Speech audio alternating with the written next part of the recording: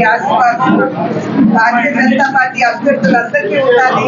అదేవిధంగా కూటమి ఎన్డీఏ కూటమి ఏదైతే ఉందో కూటమి అభ్యర్థులకు అందరికీ ఉండాలి అని చెప్పి నేను భగవంతుడిని ప్రార్థిస్తున్నాను. అండ్ రాష్ట్రంలో ఉన్నటువంటి పరిస్థితుల దృష్ట్యా ఖచ్చితంగా ప్రజలందరూ కూడా మార్పును ఆకాంక్షిస్తున్నారు.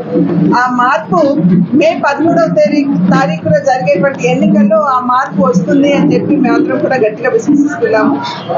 ప్రజలందరూ కూడా రాష్ట్రంలో ఉన్నటువంటి పరిస్థితిని గమనిస్తూ ఈ కూటమి ఏదైతే నిలబడిందో ఎన్డీఏ కూటమి ఇటు రాష్ట్ర అభివృద్ధిని ఆకాంక్షించిన అటు దేశాభివృద్ధిని ఆకాంక్షించిన ఖచ్చితంగా ఎన్డీఏ కూటమి అభ్యర్థులందరికీ కూడా ప్రజలందరూ ఓటు వేసి గెలిపించాలని చెప్పి అభ్యర్థిస్తున్నాను. అదేవిధంగా ఎండోమెంట్స్ కి సంబంధించినటువంటి సిబ్బంది ఎవరైతే ఉన్నారు వారందరినీ కూడా ఎలక్షన్ విధిలోకి వాడుకోవాలి అని చెప్పి ప్రభుత్వం భావిస్తుంది. అయితే ఇప్పుడు మనందరికీ తెలుసు ఉత్తరాయణ వచ్చింది. ఉత్తరాయణ సందర్భంలో పండుగలు ఎక్కువగా ఉంటాయి.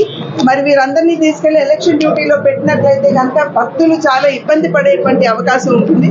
కనుక ఎలక్షన్ కమిషన్ కూడా దీన్ని దృష్టిలో తీసుకుని ఎవరైతే ఎండోమెంట్ సిబ్బంది ఉన్నారో వారిని ఎలక్షన్ విధులకి వాడకుండా ఊళ్ళో భక్తులు ఎవరైతే వస్తారో వారికి అన్ని సదుపాయాలు సమకూర్చడానికి వారి సేవలు గుళ్ళల్లో వినియోగించుకోవాలని చెప్పి అభ్యర్థిస్తున్నారు.